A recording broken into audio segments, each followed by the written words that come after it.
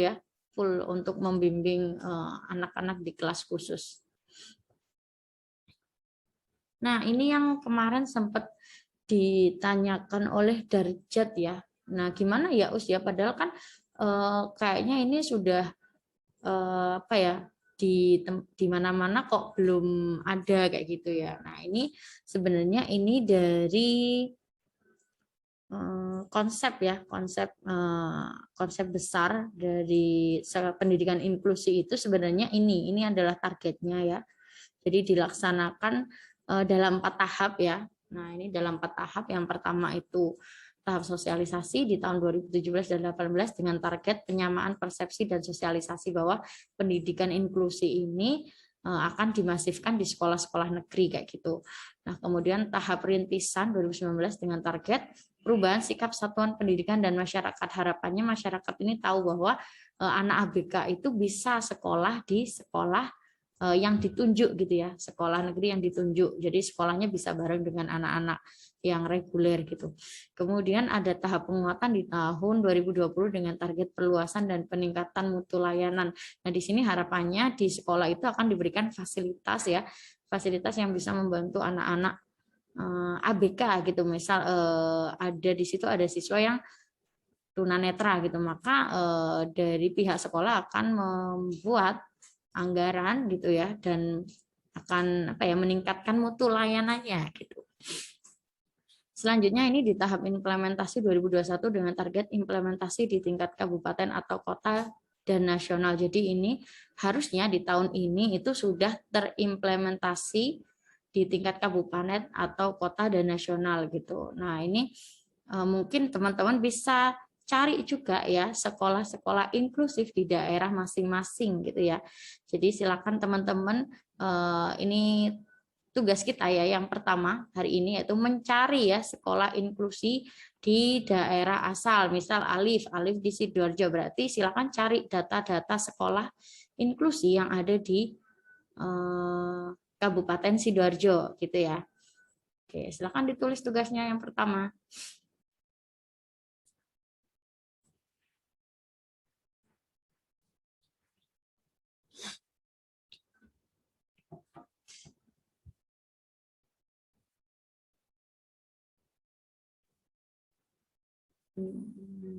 Oke, ini ya, ini data statistik penyelenggaraan pendidikan inklusi gitu ya. Jadi per tahun ini saya ambil dari tahun 2019 ya, ketika waktu itu masih penyamaan persepsi gitu. Itu ada berapa sekolah ya? Nah, ini sebanyak 29 dari 317 sekolah itu sudah ada sekolah inklusi gitu dengan sistem terintegrasi sistem inklusi. Jadi sudah menerima ABK di sekolah reguler. Itu sebanyak itu ya 29.317. Nah, ini dari SD, SMP, SMA dan SMK. Jadi nggak cuma di SD aja gitu, tapi SD, SMP, SMA dan SMK gitu. Artinya harusnya di sekolah di tempat asal teman-teman itu sudah ada 10% mungkin ya kalau kita anggap mayoritas gitu ya. Jadi 10% di sekolah asal mohon maaf, di kota asal teman-teman gitu.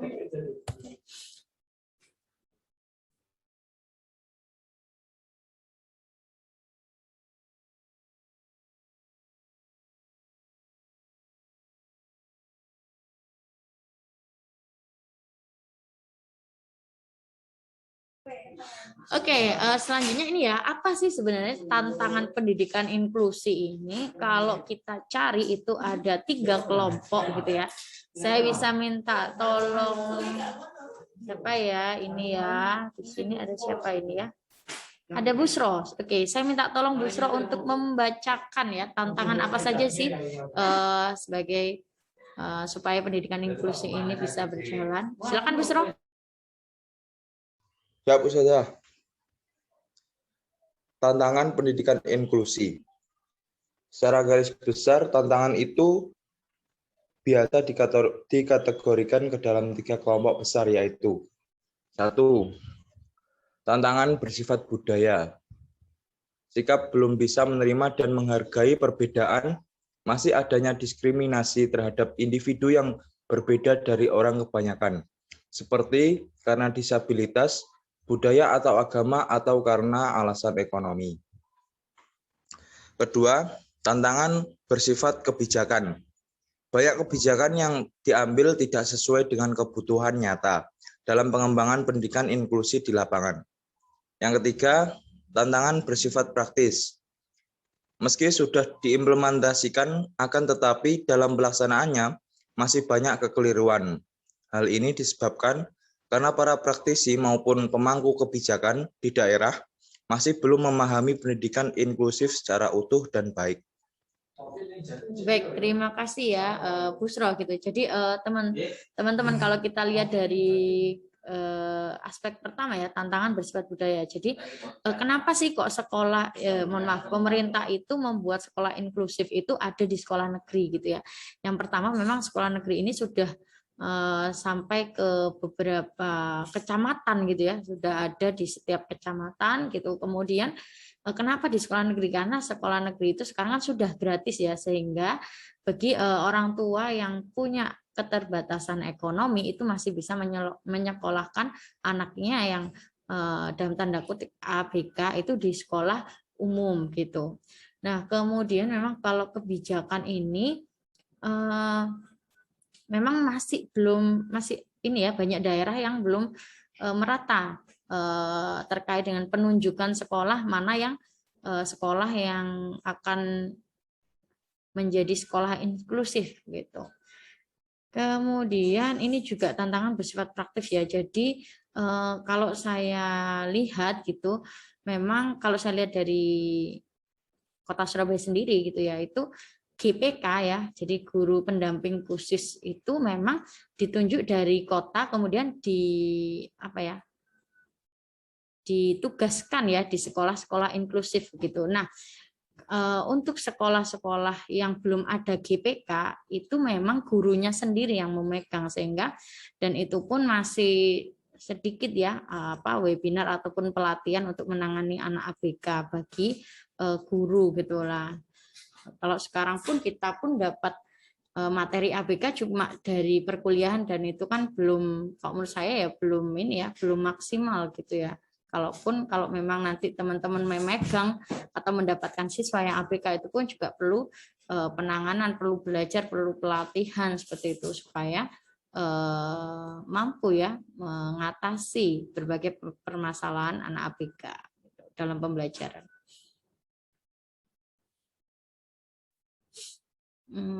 Oke, ini ya kekeliruan yang ada di lapangan. Oke, saya bisa minta tolong. Ini Handa ada nggak? Handa ada di sini? Ada, Ustazah. Oke, silakan Handa bisa minta tolong dibacakan. Baik, Ustazah. Kekeliruan yang ada di lapangan. 1. Pendidikan inklusi dipahami sebagai menerima anak disabilitas di sekolah umum. Jika di sekolah itu tidak ada lagi anak disabilitas, maka sekolah tersebut tidak inklusi lagi. 2. Proses belajar di sekolah tidak melakukan penyesuaian atau akomodasi. Anak dipaksa menyesuaikan dengan sistem yang ada. 3. Guru, kepala sekolah, dan pengawas yang belum terbiasa dengan cara kerja yang fleksibel dan kreatif, mereka sudah terbiasa bekerja dengan selalu menggunakan petunjuk teknis. 4. Guru dan kepala sekolah belum terbiasa menghadapi siswa yang beragam. Guru lebih terampil dalam menghadapi siswa yang homogen. 5. Belum responsifnya masyarakat atau orang tua dalam menyikapi penyelenggaraan pendidikan inklusi dan masalah keberagaman. Baik, terima kasih Mas Handa ya sudah membacakan ya. Jadi ini ya, kalau sekolah tersebut sudah ditunjuk sebagai sekolah inklusi, maka sampai nanti pun kalau siswanya sudah lulus ya misal, nanti bakal ada beberapa tahun nggak ada anak inklusi, bukan berarti dia tidak sekolah inklusi, tapi tetap ya, jadi dia merupakan sekolah inklusi gitu. Nah, selanjutnya Nah, ini karena belum masifnya ya, belum masif pelatihan-pelatihan untuk menangani anak ABK gitu, karena kalau di sekolah inklusif kan harusnya ada GPK. Yang tadi Ustazah sampaikan bahwa jika di sekolah itu belum ada GPK, maka yang memegang adalah gurunya sendiri ya, guru kelasnya sendiri, sehingga ya minimal guru kelas juga harus mendapatkan materi-materi gitu ya, atau mau belajar bagaimana untuk menangani anak ABK gitu. Nah, di sini yang dimaksud anak dipaksa menyesuaikan dengan sistem yang ada adalah anak ABK begitu ya. Oke, next. Oke, ini ya pengembangan pendidikan inklusi ya. Jadi yang pertama, pendidikan inklusi itu sebagai filosofi, bukan sebagai model, pendekatan atau strategi. Jadi harapannya ya yang kita tahu bahwa tujuan pendidikan inklusi adalah menyamaratakan ya hak anak untuk mendapatkan pendidikan gitu. Kemudian pelaksanakan pendidikan inklusi tidak harus seragam. Jadi kalau beda budaya ya harus beda bagaimana pembelajarannya gitu. Kemudian tadi ya aspeknya ada budaya, kebijakan, dan praktek sudah disampaikan tadi sebelumnya. Kemudian yang keempat ini ya, jadi pendidikan di tingkat nasional ini memiliki potensi dalam 3 aspek di atas untuk melaksanakan pendidikan inklusi ya. Nah, ini menekankan pada filosofi Sunda yaitu silih asah, silih asih, dan silih asuh, atau saling membelajarkan, saling menyayangi, dan saling membantu gitu ya. Nah, kenapa ini diambil dari filosofi Sunda gitu? Oke, ada yang tahu?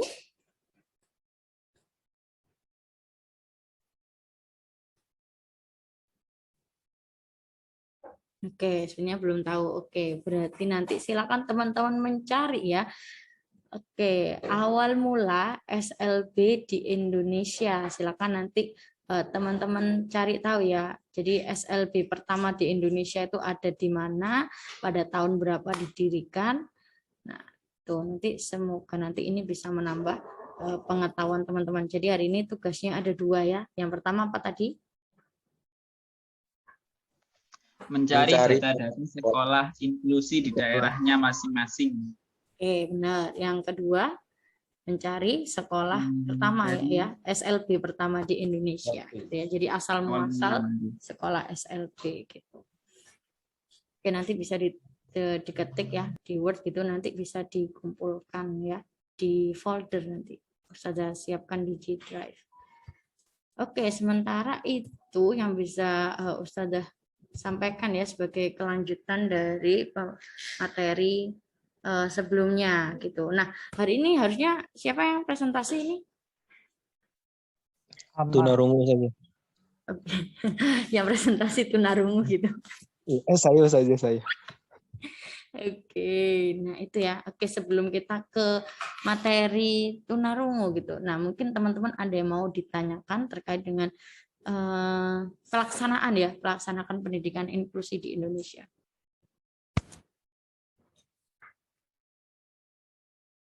Itu tadi yang berarti sekolah pertama di Indonesia ya, sekolah SLB pertama di Indonesia. Iya, benar. Oh, saya kira di di dunia kayak gitu. Boleh kalau mau cari tahu juga boleh, nggak apa-apa. Itu kan juga untuk mengetahui ya gitu awalnya seperti apa gitu. Oke. Ada lagi yang mau ditanyakan? Kalau enggak ada, saya akan persilakan pemateri hari ini untuk menyampaikan materinya gitu. Amar udah siap ya? Insya Allah saja. Oke, gitu kayaknya enggak ada. Oke, Ferdi baru dapat sinyal. Oke, enggak apa-apa Ferdi. Pokoknya jangan lupa mengisi presensi ya. Oke, Amar bisa ini kok. Bisa apa namanya? Bisa share screen.